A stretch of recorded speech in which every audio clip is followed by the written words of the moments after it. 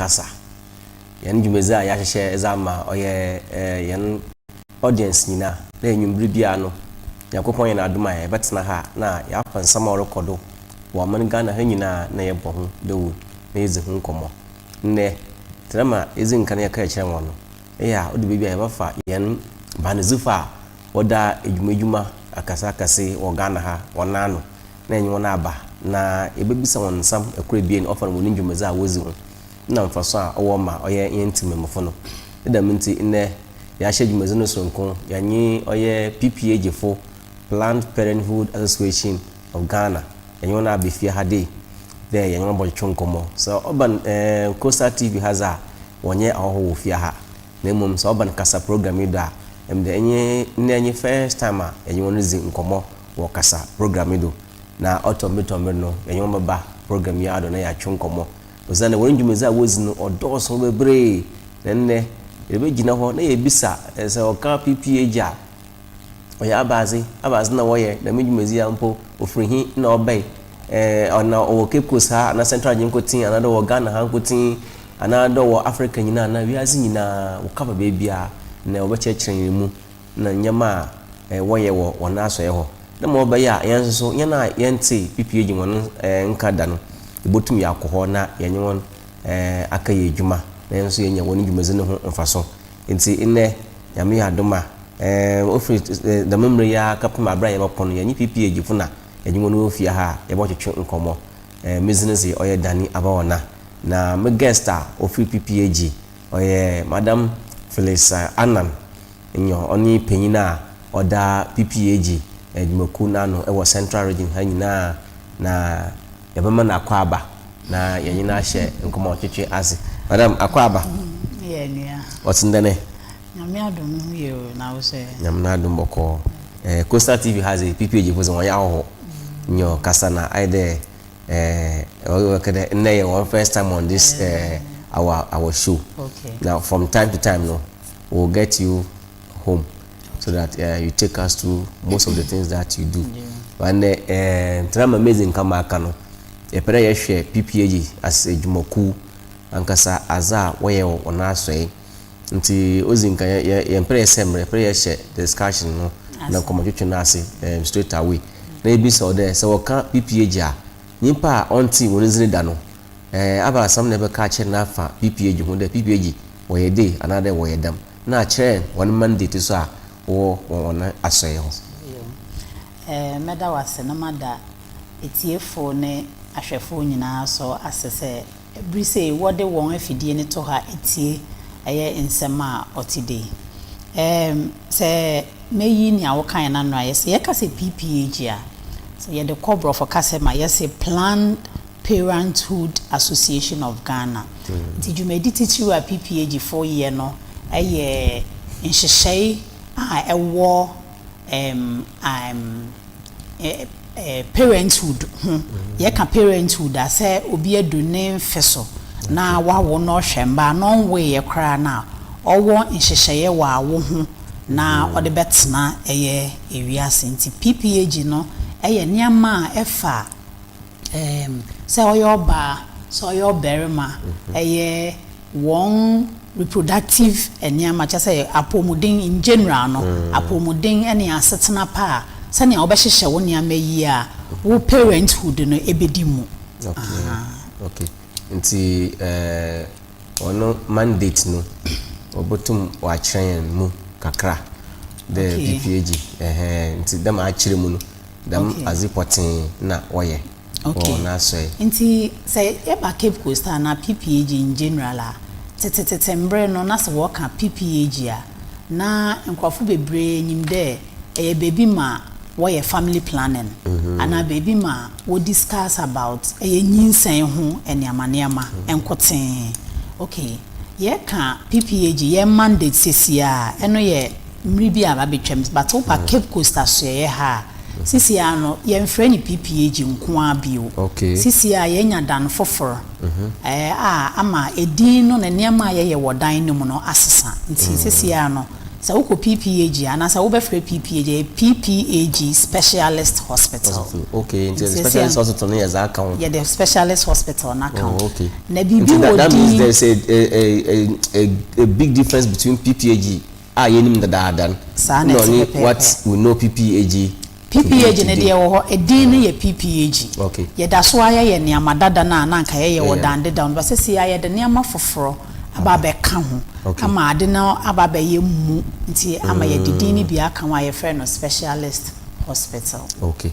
Oh, okay. Atase. Nti say anu ye hwe PPAG a o che de wo ye PPAG nkoti PPAG specialist hospital. O che de e ba ho a it was specialist for what obotum wa show. Okay. Into condition be as babo ho bia no. Obotum wa share as amani pan. Okay. Nti dada no na oba wa sa wo pese obo ho ban fi nyinsen ho. Ana bia wan nyinsen ba bibi nti nyinsen ne ntime ntoa so. Ebia na oya abofra ye repi no ene wan nyinsen. Ana ye fon na wa fa na kra ye hu se wo maame na wo so nyinsen no.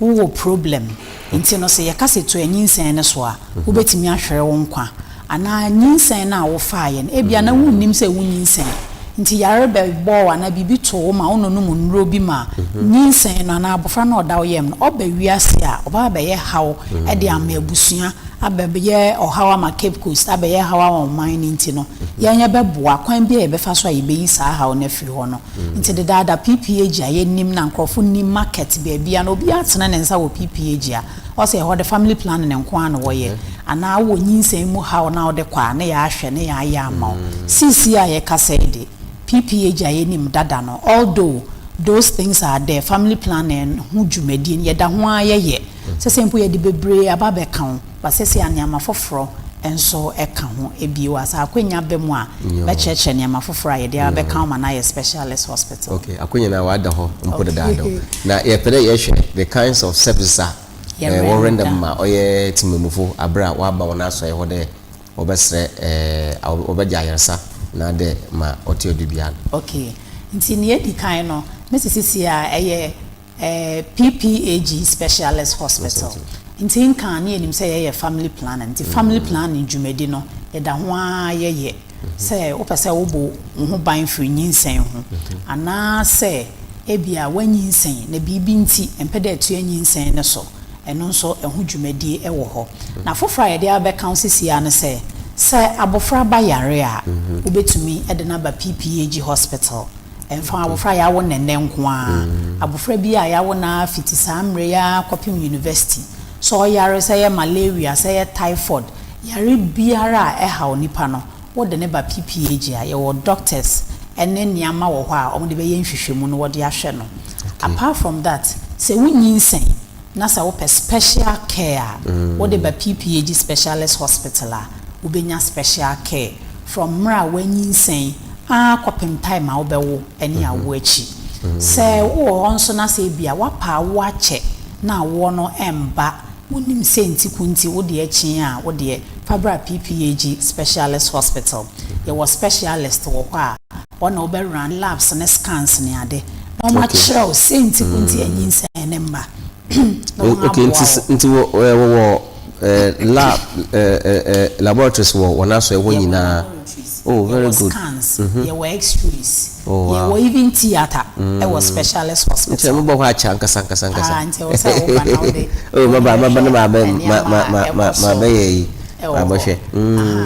say wunyinsen. Ana wo do wonyem mpo wo mpatem ha. Na awo kan na se wo fo say nsuo to. Ana bibi nti wuntimi mfi ebi obi nyem wo abra. Boko hospital we bi adisadel.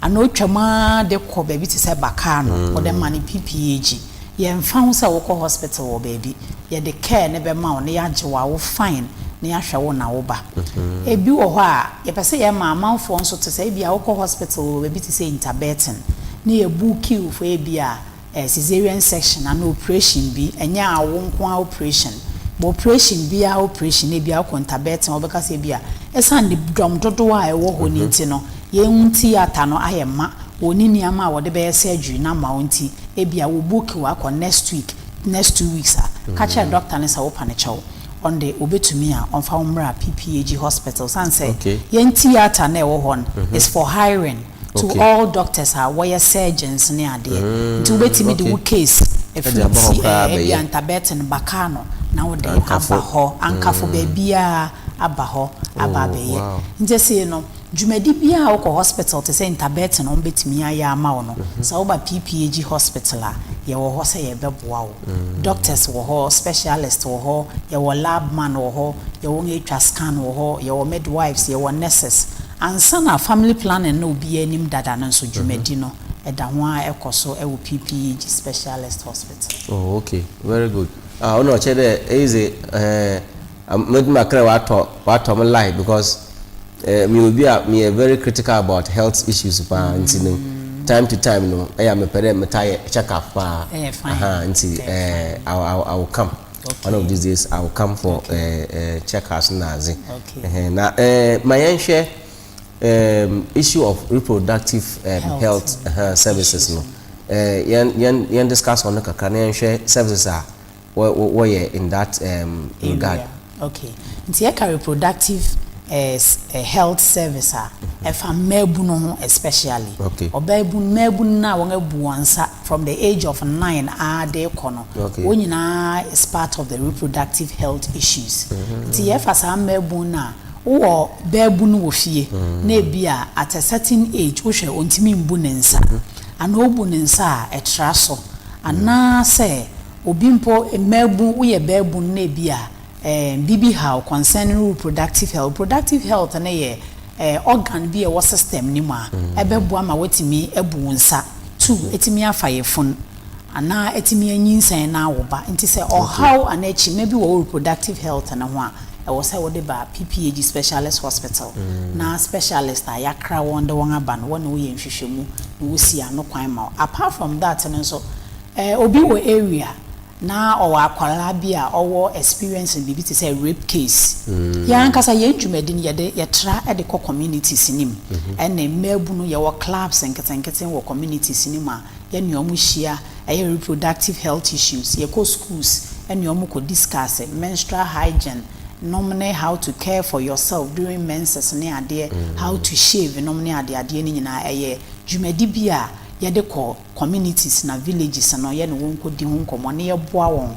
nti ye du ho a obi wo ha o menstruate bepem enenenene metimi aka cha se ye o mebu ni bi wo ha wo mubu o monsa o mode toilet roll anas wo de ntomago ene sa niama no eye o menses ye nim se health wise no enye hygienic nti ye hia o no mutimi ba out ene ye mbeka ho asema we have a way of supporting them ye boa won se ne be ya the right thing will be done enkofa yare ne ohaw ne nsunsuanso bia embromo nti woba ye community nim ne ye hie o ma ye refer o mo e de o mo ba ye clinic ha eye other investigations hwese previous niama na oye no emfa ohaw ne nsunsuanso bia mba ne reproductive organs and any reproductive health no enye affected ye nti reproductive health issues no mainly for children in their reproductive age. Nti ye share all sections. Okay. Nti yan share them reproductive health issues and services away. Mostly so local communities na na say mbebu ne ba won asoye wa. What are the major issues was ba? Okay. How dominate akere them no as a man Ghana we need to concentrate in that area. Nti ni amisusun say health education and Kasa no. It should be a topic in all the schools, starting from class 4, because your class 4 ni be our starting menstruating, and major of them any idea of even how to care for themselves. Yeah. What menses, but what goes into it?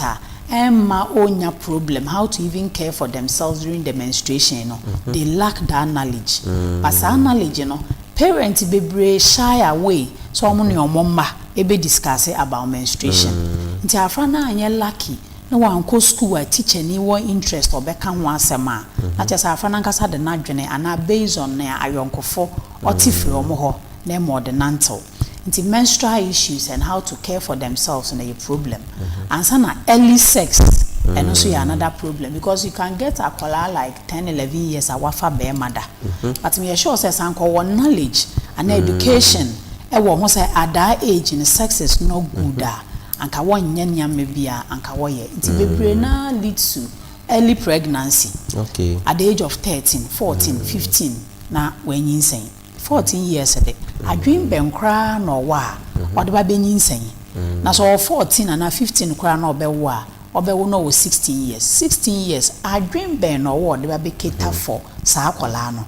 Na akwala na so mpo e be si ne den because maame no wo no na ye minor. So how do you handle people in that category? Obi abofra kakraba na so nti afra kakraba no wakofa yefuna. We invite the parents. Near no matter now. Some parents are very supportive. Okay. But say nyinsen no enya nsunsuan so wo mother no so. Na akwala ne so obeba abonten no onfa problem bi amba. We encourage the mothers to support them because of the aba. Sane ebe ya obetimi awo no won so a maame ne so make sure so obegina na waje akwala no na wahwe no. Sane ebe ya akwala no bituma to ani school so. Nti se yetime hwa na asani pay owuwie a we introduce the family planning to her because once our wo no sisi e kwan na bie nti no ugya ne kakra obasan kofa fofraba nti ne ye hwa na se owuwie a then we discuss the family planning with her. They are encouraging say onto any school so. No family planning you were a whole lot of them. 1 month, you were 3 months, you were 3 years, you were 5 years, you were 10 years. Nti you be chechire mu nti you be suitable. Na akwala no betimi agye be fine no na de ama no. Say na be you betima toa in school so. Okay. Me is there in our subsequent engagement no. We can even discuss family planning as a separate topic. And now even menstrual hygiene. Moframa one issues. But apart from moframa no issues now, you go to the communities, you engage them. You invite the parents and then you will be offer your phone now. They don't tell their parents about it. Well, to me, any uncle for Kasa, Emma would make drugstores. For termination. Wow. And by the time I will be who no na case I just say nyama be are setting no the critical stage. Say oba 1 month tema oba ntempo de bi wa obetimi aso ano. Na so 1 month tema bi wo no wa shed dem o de ne ho asie moja etu na nti ansa na obeba no. Se nyankopon ammem na say interventions anhwe na anyeye a na abofra no behwere ne nkwa. Okay, so other packages that we designed for the adult class. From share the adult class. Other packages that we designed was okay. Into PPAG, there were so many packages. Maybe to say abofraba ye raping. Okay. Say oba emotionally you be a raping only one where raping goes through pain. Emotional touch and there was special education. I had a man called a special class.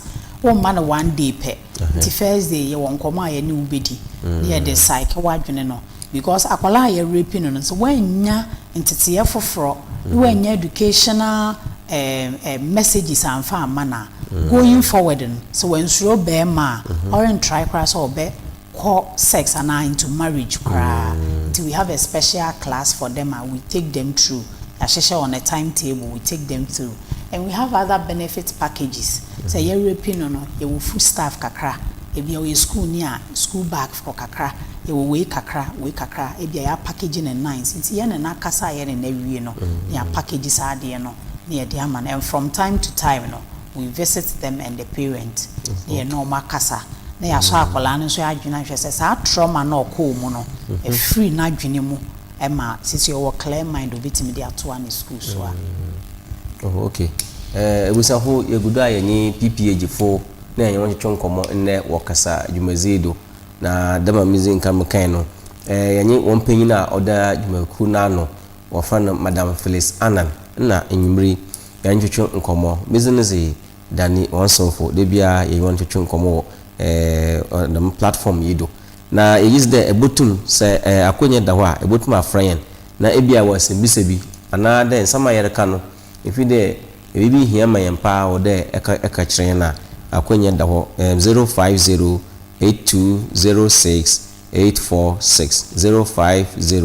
05082068460 efran na ebaje odo na yenwo atwetwenkomo madam yenhwe schools na religious bodies also nyama hyehyɛ bi was madam nkɔfo na school for no na one teachers no because one wokɔ from the secondary schools today or what they are under the care of the teachers or be few parents here. But whilst they are in school, do you have anything for them and even the religious groups also? The schools and religious groups in the normally near say yade young education no ebe ko omaso ye hot say school for no or you be kan and one hakotwetwe nkomo ehu ye ma won ye bisa won about their reproductive health and or how wo if we are near the young education no amom to out of it no we are able to know say okay or how we know nti no so ni yebegina and omo how no it differs from one person to the other nti based on questions how they beba no one how no na ye ano na yama won health education all the time the same thing so na ye de kwa sorry because PPAG ye nkomodini bebre wo ha asɔre for no for say kasa bi animu yeduru nti na den say bi a wo be kasa afa ho ba ye de ye kwa ye ndwumadi ni ye hu ne sade yetini nti no itumi explain ebodi nkyire mu na nti ase aye adwuma pepepe. Oh, okay. Ndam nti na churches no sometimes them ho aka no na ngofo no ofi de ensam bi wo ho wonka no wa asɔre dem nti no ona aso na ya na what's the pain what's the pain abafo no nam ho na ehu da oye soro abofo no oye soro abofo kra nyama onyim no awo panyin kra mpo enyim nti se obe kwanto na se PPAG fo wo ba na owura so no nsam no wakantena ma osana me just de mofo me nyama bi wo ho wo be ya nko bo ho won no ni nyina nko ya za obeje kra wo mbe no ho nti obandama how do we marry the two Christianity and reality yande yakomuma to be frank enye nyamesema sem but these things you know I na yen refi say anka hompo na say you preach about it because asori de obia pa asori no obia pese otie sofo na sem nti sanka sofo betimi aka ebe senke dan me am ye nurse ni ne kra nti no ye kwa asem no sade yete no ye ma wote ase with examples na we hu say na de enete but okwa defe say bia wo abofra keto a wo fie na wo say uko school na obi so wo kakai mu a eya be ka kire me kakai na ye nyina say kakai obi a wa hye max e wo nanim nti wa ma akwala na ehu sa de we ye friend say na wo ka ne kakai a obi de nsa ko ntimi meka ontimi nka asem koncha so say kakai adne so no friend kakai nti ase ye mo wote ase ohu ade ni din dia ye de ye so when you su yi a or how e beba no so ani sunso e beba nti ma abofra ne nti ase say wudu wo mpanyin fie so say a be hu bibi e be te say enya e be ye te say moja nti saa de wo start say wo hu bia wadu mpanyin fie so nti wo ne mmenya nkita wo di say mpem agudi a wo betimi anyinsan ne ba untimi nko school abra bo be ka echi untimi yete say wa fefo a won abaye teacher for a nurse for a doctor for lawyer for nti ma abofra ne nti ase onyantia obi bi ade bi a wo ho nti ase no say wo ya e wo se dia wo ye ne fa ba oni ho nti ase a obi be da no ase na braba toti ase no nim sunsu anso e de be bre na enya de obekọ ho kra. Oh, okay. That's good because yen churches no ebi ho ya wo ma adwuma no oyezan papa mostly wo ma health workers no onye even peer educators sometimes when they come around the church and they want to educate the youth sometimes they find challenges I'm repem ne baka dam nsanifa ba ebesre no religious bodies no so na wias na asasa nyem asasa nyama mafama no wonyim no yen penyifun yenyim and we are at some basic schools trying to discuss some issues with them and when we threw out the questions and the kind of answers that were coming and the things that the children admitted that they do no madam you have no idea how na mu there no or there penyifun na yes sir na this generation where we are moving to no are very serious now yen share moving forward no yen share one we chill rural communities no how do they also benefit from your services? Okay, nti say oba ha fiti Cape Coast ha de kojokwa ye wo ya PPAG afa some of the clinics are packages na ye ndwumadi a yedin omudin wo ho nti se wuntime mma na say bia bibi te say Jokwa urban center for Jokwa and its environs oba Adisadel Ewim polyclinic no ne ade a bibia ye wo hon that same package no has been sent there it will ko a obe benefit as we drew ho na say eniama na o hwehwe no wontumi nye mawa ombe free head office ana say bia yen bigger center ha ni bia ya baba be fawo ana ya kire kwan mawaba ni yetimi render services and near the amount. Oh, okay. Now, move back to my friend when they kakra. Now, teenage pregnancy.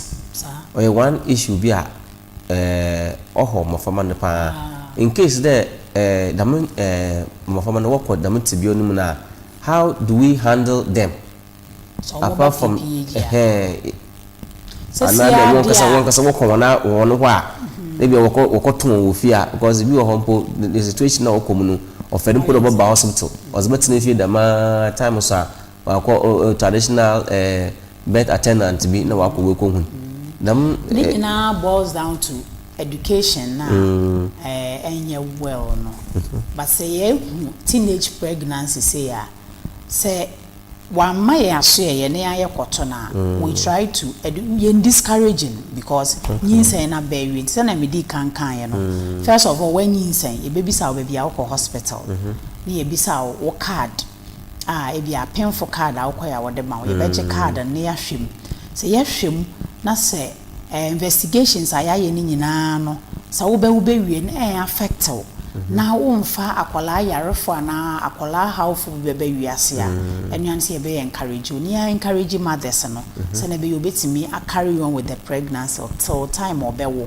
na owo wie nso a ye be monitor na na yaka chense se wawo no ye teenager ne de ye be so se omben yan asoye ho ne ne nka family planning ho asem and yet ne say there was so many misconception about family planning na enu nyina so boils down to education you can the first no obisi wasn't there family planning na enya akọ droba ne pe enwu biom enya akọ ide ya enye biom nti mesre wafidie so say da emre bebe mu no invite ye ne mbra you have a family plan no ho asem e be say dey pese ye bo hu dawro na teenage pregnancy na esote ko bebre adwene mpo ne say wudu reproductive age na wa start bu nsa na obetimi anyinsen na wakonom aduro na say na wo say wo rasho ba ni yeyi ni ade no anka wo bo ho ban with family planning mpo a anka ye anytime na so na say wo mpese wo pese wo wa enu say family planning wo gyae na ye fono no but bebre adwen say obi on wo dade wo ye family planning no on wo bio yantasa next time e ba be ka family planning ho asem yi na etiefo nyina ate eye mfaso a ewom eni ye say wo be bo ho ban dan say wo be gya wo de na to ho na nyinsan beba na akwala wa wia no ho akoto nduro say wondu secondary school po GHS fu nyina drugstores as I say drugstores and so akwa say metong medro na wo ba beton nti no okan ya no we yama no wa gini sika basanka ebe ya anka sankrofo ne ba hwa anka se wo refer ye mba ya so especially minor from 15 16 for no or refer na mane ba san say edru ne no ye na edru na wode ma won se won fa nyi ye fo no kwa na emra ene niama eda ho nti se nyinsan ne bro bosomi bia ono maduro na enye ye nti aduru ba akobọ so obenoma nti afa ono atena ho na ohwe na afi mojari tu no na ya se ye ne ya ona afi odimirika but ya ba PPAG se menye me na ma maduro saaye na me call drugstore aha wo be ka stories but who story no tie wi at the end of the day or bre wan hwe no bewu nti wo se wo hwe no nti no mesre said that akwanya bebem wo ma ka family plan na ho asem ye na etiefo nti ase ye na bambo no enye stronger se na be ya empriwe nyinsan ne so bete na nyinsan yiguo ne so eno so eso bete yebaka pa yebaka regularly from time to time no yebama wa bana we engage on this typical issues na we to aboa in go yenhwe PPAG as an organization apa challenges them na all na so pa or face in terms of service delivery. Okay, in terms of service delivery, the challenge kase pa ye wo a teenage pregnancy and se obi anyinsen no se ompe na obekakọ no maduro na wodi mirika de ne beba moja etu na afi ne yekohwehwe moja afi na attempted abortion self medicated abortion watena fie either concussions and as wakọ ayi drugstore akwakọ tonedru is the biggest challenge that we have over there. But in terms of service delivery, the CCR PPAG hospital, we have all the equipment. We have all the items. It's even over. We just need the people to work with. Instruments and empa. So when you say, and now we are impo now, but now so open one ward. There was single ward with TV room, air condition boom, or fridge sim. Bibia woman oba obey comfortable. And you never be never overcrowded places at the hospital. Nti se wo yare na se bia wa ko CCTH. Ya hwew na de won drama wa obetimi aka che doctor ne say wo referral to PPAG. Ye ne won lazy dada. Nti obetimi de won dro na ma na continuity of care. We just communicate with the doctor. Wa beje wo side ward won dro kan na ya hwew. Edu time ese will be discharge wa doctor na kasa beba ha na be discharge wa na obema order ye discharge na woko. Just here in terms of service delivery day, we have all the even IVF Accra pen where Cape Coast be han PPAG ye be IVF no oyabazi IVF okay say obi ye twebe ma hunsuo ama oba atom na wanyinsen no no so enya ne ba no ni nyina PPAG ye be ye surgical theater kesi a ye hwe no more educational because we have people one can venture by you see that they need help from that regard. So ebia some of us will have to help in the education na wetum waba enya se dan kese na esi wonu remu incubator okay so ni nyina ho se ye pese ye toma even hospitals na e Cape Coast na won incubators abibia interbetin why choked se ye na won akasa nti se wo de wo ba kɔ hɔ a wo de fa ne ko interbetin but wo kono ye ha ye ma pepepa ka che nurse ni se ene o ma wo letter na fa ne bra PPAG. Oh, wow. Yeah, incubators more than 4. Metro hospital. Okay, wonibi. Also, I'm not sure because Nina Marco Koha. Wonibi. Apart from interbetin, I say ye nyina yes ye de how ko interbetin for sure. Pressure not doors. Ti any one doctors na gynecologists na pediatricians, doctors ni nyina akasa. Ti e hon kwa ye no akasa cases in wonder wonje. Na woje no ofo say why a ma yen ya aso ye wo ho fambra just that ye aso ye for now no ye health insurance ye juma e wo ho asan kan ba be saying there what the health insurance no only private health insurance after the graduating kakran tie nche private health insurance be bansa na Ghana insurance na so aba but for now the kete to onsem na fabra what the best care you can have. Yeah, environment and so de. So very oh, me I made that. At the forefro de wunya wo. Mpa forefro. Ene kra na yete mpa na ba kwa no de pay for to so wa be wo fine na fa na fa ne ba. Wow. Oba anopa no be 6, ebo be 7:30 wa wo. Ti enumre ya ni bibia e fine ne ba ho ye. E discharge na ma o coffee. Okay. No, police ni bi kra yare e woni post I think barrier ho baby. Ono so wo de ne ba ye. E detain ni. Wahwa no ye ne labs bibia wonkwa abonten kwa ye lab ote David wo ba bibia wo inside machines no are crazy you can't doubt it wo cry no de buy intend ye specialist awo ye adwuma wo hon so de wow ye hwa no run ne labs ye ni bibia hwa ne ye result ne ye commence treatment okay and now coffee anope ode ne ho abeche kwa abeje excuse duty call oh nice it's your PPAG specialist so you people are working no that means you need to do a lot of collaboration with this churches so yes na nipa no bebre na wotum push one or back because they in there at echo hospitals na queue no bebre queue no bebre health insurance I will be check na what dental and eye services also so ye wo equipment no na afi na won a e ba be take up no okay omo recruit won a omo ba beba okay As I know, regularly will come. Yes. But apart from that, the general OPD services and the maternity services, including the reproductive health issue, family planning, and other things. And but the eye services and the dental services and check by 2-3 months. No, I start. We set up area, and then we commence. Okay. Now, parents are put them around one catchment area. What special package was in terms of one about for that guide one more from Anna, because actually some of the if you know the way our parents occurred with regards to the reproductive issues here, or a very serious very package with my parents especially. For now, the sana meka say yeko communities ni mo no. Nkyerɛkyerɛ nko ani ye deko. Okay. Nkyerɛkyerɛ ye groups, ye group mothers. Okay. Bete women association, I say female association. Okay. Yen wo meka abatan. Ye wo mama ho asem. Anytime I be share fathers and so because the mothers will need the father support and son e fie no edimu.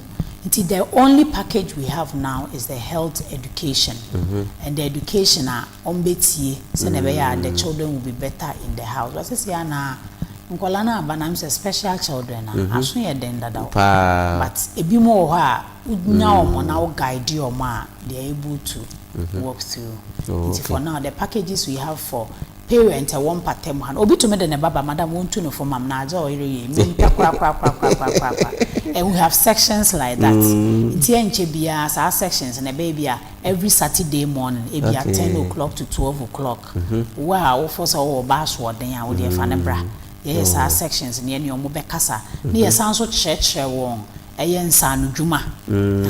Oh, okay. Oh, why oh, wow. They are interested wom you group won.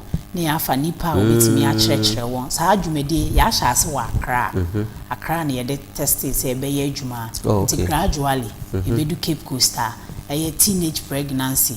Wanga anyem na obetimi carry on with the pregnancy ye enjoy almost omo be ba ntete yes akopem time obewo be wie no na bi otifia otimi ye fascinator otimi ye bead otimi ye mpaboa na bi a say TikTok na ade abe we this pro bi beta na wanya bi dia to bibia maneba nti ya start sa piloting program na wa Accra nti enche e be do Cape Coast nti e do Cape Coast ye be gada teenage pregnancy for one IBBNT no one productive health has been affected and the minors from the age of 10 to 24 years are 1 year able even in the house no to give them bibi kakra what one sa and your margin and your talent be then to keep them because so obi will be nancy ana mete say brag ya ba Cape Coast no swate.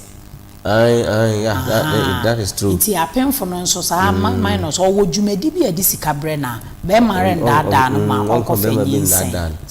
TFO say if ye na and support na any honor and then my teenage pregnancies and adults. So our focus for them is to gather them, educate them, and give them handicraft here on BTMI to equip themselves. Oh, okay. Now, you share what in terms of working to achieve your objectives. Or institutions be or your collaborations are especially the institutions easy. You know the collaboration just to make sure that you achieve your goals and your set as an organization. PPAG started with volunteers. There were volunteers in all the villages in our catchment area. Oh, okay. Until the INSA one name what is going on in PPAG. So the collaboration is between the staff at the hospital and the volunteers. Okay.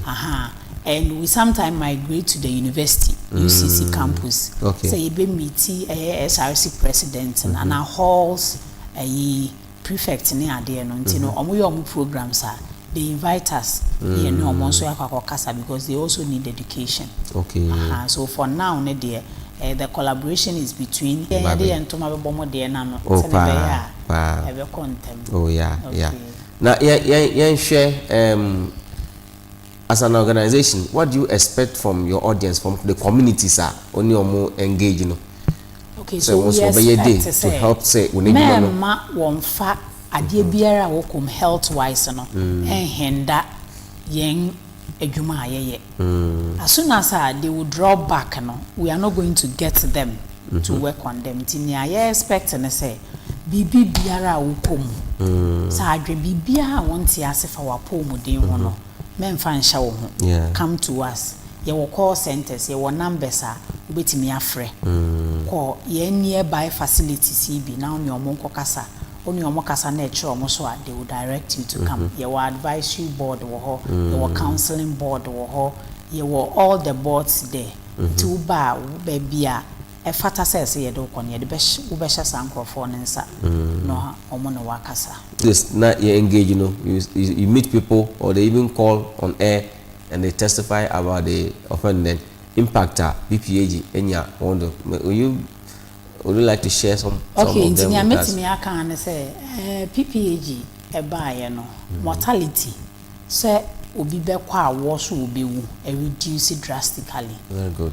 San say bebre na record awo so a ni etaku omo paaye mojetuo ba PPAG baaye no interventions ene niama bebre abama midwives and doctors esua ema prevent so many mortalities in Cape Coast and in Ghana. Oh, okay. Ena ne ama bade ba kon so aye hu ne se anka nyinsan ya obi expect no sisi because of PPAG or at when you want to deliver aye won a wo ba ye nchen ne won be kasafa o ma wo nhyehyeye ho no when time o person onyem no and first na eni ho no anankofo entiase no obi time nyem time a ompe na o hawa memene mfim ne ba hyenechi na onyem foforo simply because wante enka ma ema ya nkyere ne bambo ene nhyehyeye a ebi ono no wo ne yaboa no na wadi san hyehyeye ne so the one of our two success story I can say the major ones I can say is PPAG by no the thing we call mortality no has been reduced due to the interventions we have are spread across all our health facilities. Oh, that's wonderful. Na yenhwe mepere ema yehu ezinkan eka bibi today onche bia we start dental and then eye clinics. Apart from that no wo nyama ebi wo ho so awahyehyegu aporondo ayenka ho asama ebepere nkofo beta na.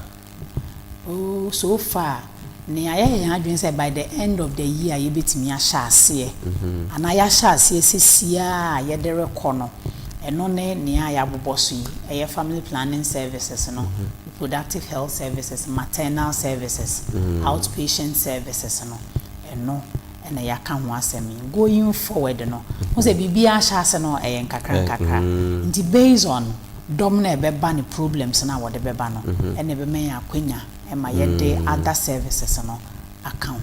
Oh, okay. But the major near 1 year bi wo ha ba bia apart from Accra any IVF ya me kan ho asemi and also ye wo hu bibia e wo specialist hospital ho. Okay. And doctors any other wo if you want that service we just called on them they will book you na one wafa eyesa enyamenu and na yen niame what say yen what and yen theater any ade na e wo ho no for hiring make say for hiring a che say we doctor and now we midwife impo na say wo penfu bi a special treatment amma no say onya special care the special care na che say one woman one ward on a be an family and an husband pay. Okay. PPAG you know we are available we have them services no you will working lab say actual labs be am say be akona koye o wa abraha no se call be interbet na woman a oba PPAG a e bit my labs na ma on the result amount now they akwa hu doctor and even say wonyam e bia akwa be sa disadel baka no what how kwa we se kwatwa scan oba ho a e bit me take scan na ma now they akwa ma doctor baby bia wo. Oh, okay. Na even the obiso even the onoze ofi da hwenyen doctor bia nsoman de koye ibra na nkasa wotuma anant wa bade oh mepede meba check map muze bia to me nante from head to toe umujai ubibia opese ye nhwehwemu ehwe ede ma o se ubibia sisiye no ebetimi aye ni nyina wo ho e de amount the specialists are there, they will do it for you. Now, where blood donations is over? If you be there, or you moja. Oh, bet me about yeah, fridge in BBA or what to say. And chakra, I bet yes in Montana, so near per time I organize it. So our services and our markets. No, now one of us will moja will be BBA mobile train. I screen in the atoho.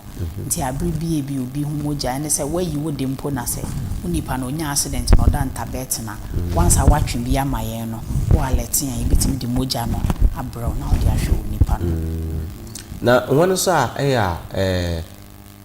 I'm question no relate health insurance. Okay. One fund there this year one health insurance one start on Chebia over start. One so ebia wosika some owo form na wo pede what benefit from one service and so how will you attend to them? More than a day. Young service I render Siciano. The money involved on any outrageous bias. Yeah, back there, a Yisika, a cribble will be on you can afford the service. What's a health insurance who crack? But and yet we're doing cover. At the end of the day, that's the word you hear and cover. But here the angel cry, but so bar. The excuse me to use this word. He any kwata osi mi ni bikra no obetimi access ama bibi ohwehwe wo ho no ne nsa aka say ye wo ba na yare wankasa na wo yare wetu kuro bibi biara oba affordable ye betimi ahwa ya. Oh, okay. Ebusia PPAG for na ye won twon komo ye maami a ofa no Madam PHYLLIS ANNAN ani penyina oda PPAG asoyen ano wo Central Region ha. Embri ye ne twon komo or chechen nyama wo ho na emepem so no ye be from wa be fie ha na ya fa nyama na wabobod no abo family planning wabo reproductive health teenage pregnancy maternal issues na odoso because there was a time we had this issue on concerning contraceptives and the young ladies who called, I think about 90% of the calls came from the university here and over there. Okay. The two universities. Okay. And I will pose these questions, no, because issues now is a take kind, no. And she said that way you are supposed to take it at least also once or so in a year. And because also they were abusing it, emergency contraceptive pills, no. They were abusing it. Twice in a year. But you will be a bosomba yes. Almost free or they called and some of them confess taking it about 3-4 times a month and it continuous. Until I said they were that fear say, hey, if you are wait me at the in the room, if you wait me at the problem their man.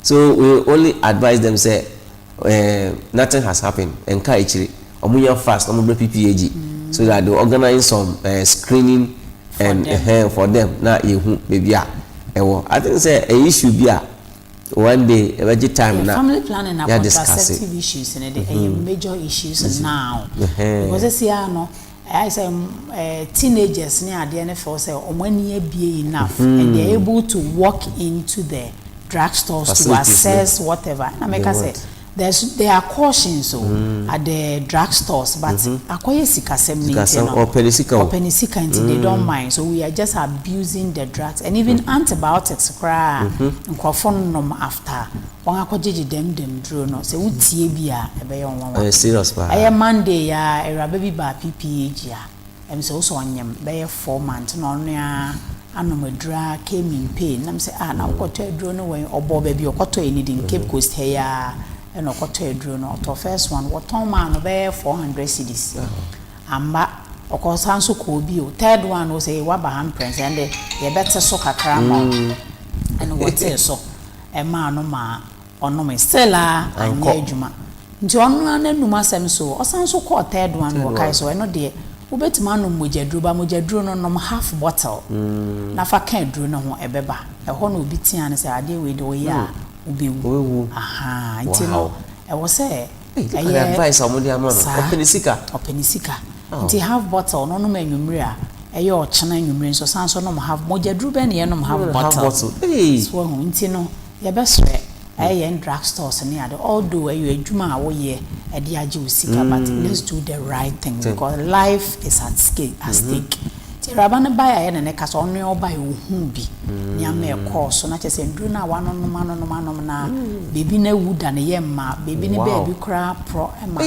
there's a whole lot but at the end of the day ye share no ma ene ne ho aye fine am onu ankasa se madam sisi ade she obi ameka che ne say drugstore edru na mboa no because drugstore edru not tongue but caution na down on fa nya adwuma say nyinsen no so okay wo se wo mpe na wo be yi a edru de eye adwuma up to this time after this time no medra emma but caninti on kan okra fa nchire so de how any so biba abre aye nipa no nti ye besre se bibia nya won ben health facility okọ no nga nya mo ye bibia fa aye productive health wa wo hu nyinsen hu family planning na am say PPAG we have the best solution nti oba ye no be din kita hu fine yes services aye render say aye dining pode e do so be pre nti enya de a won koma a obedi kra obi bete ntina ohie de ebuta na mo na akọ ye PPAG mo na aso na nyu na kezi nketa ho no osande beseba na asami a orekan nyemizi ni ho na nka ozi nka ko ho a nka enyankopọ na ndoma nka sanka beseba nka wefimu ka ya shirin osande afaba ebe wuda na yemezi o chekaka na o chere na asoso orobotwe da anyi nti ni da mti no behia da yenyina ebekọ wona aso ye ho na ya kajemwa often ayersa ho because comprehensive health care is oye wo we see and was oye reproductive health nkotin na oye wo oye specialist clinic so oho anamboa nti ekwa oye whole hospital ekwa package no ze oye bebre woza eboko bia no oye za obo shop na oho ato kama nda minti no memfa nya akwadwo menka gina drugstore de ekwoto edu onu sika na wohwe nti nya akope na weyi ozamo na waji niska nemo obunko obenye de ebuta na mona ko so to bit de PPAG na so person ko drugstore kwata ya ye be prescribe ya man o tramo onu bo bo ko no che wa tramo wo nto no ko na it goes with the prescription na dosage no bibia wodo na ebezi emra no do na afa ono problem bi anyi wo by kaide enu na fa no say prescription you wa more dosage a na ekejina wa na woyi mo wa ne da achi bi no so ndu bi wo ha wotum watu nti madam yersor na wonsama ozewi na yensa na yempeda foforo so na yenye arrangement na yemra yo nti say ye dijumedie bebewi ye kra na na ya mepese meka nwumre ni say PPAG has specialist hospital Abama Cape Coast mine baby bia wo bia access PPAG specialist hospital apart from Cape Coast no wo nua bi wo baby beyond Cape Coast baby ohia pomuden anasa wo honsem especially men ha wo kra oba PPAG specialist hospital o problem no is solved for you sisi anso no enkan no ne enim say PPAG de family planning pen wo ye wo sisi ade ye de ne amafoforo abeka family planning no enyinsen na enyim baby e be ko hospital bra e be hwe ekobi so wo baby na fe de ho na benti e pe de to aso a bra e be hwe say one cho scan na lab sama ona for say fi ha de ko baby a wo koye wo lab na e ho wa pacho ye wo working lab working scan just one kasa nante bra o pacho betwa scan e betwa ma ona the result ama pepepe e meza akọ bibi biara ha wo ewo oba ho teenager bi a wona nete na mensesem anase ninyine ho kra nsem no yesre oba PPAG a obenya adwumayefo nimdifo na omatufo na wakasa na bibiara aye fine yo madam PHYLLIS ANNAN oni penyina oda PPAG ona so ya o central region ha oni penyina oda no enwumri obaka yensa ma ene twetwe nkomo ọtọ PPAG woni dwumeza wozi na pomozi na owo ho ma nyipa na kware mafado a ebotuma akọ na asoe wache mu de woya outreach wokọ nkronkro communities no wonye nkofo mbebun wonye onze nkomo bebre wonjumeza ne odoso odomuso nkoso nti ebestre de wona wɔrehwɛ no nyinaa wɔn nyinaa yɛntwa na mo na yɛnkɔ PPAG na yɛnkaji yɛn ayɛresa wɔ hɔ ɔsan ɛkɔ hɔ a bɔhwɛ kama mala mutena hei ɔyaza mepember na makɔ mokɔ sa mazama ba kyerɛ wɔn dɛ ɛnɛ de makɔ PPAG nti ɔkyena wasotɔ na na kɔ hɔ tam na mo producers ɔyɛ Ben ɔnye Philip ya yɛbɛ time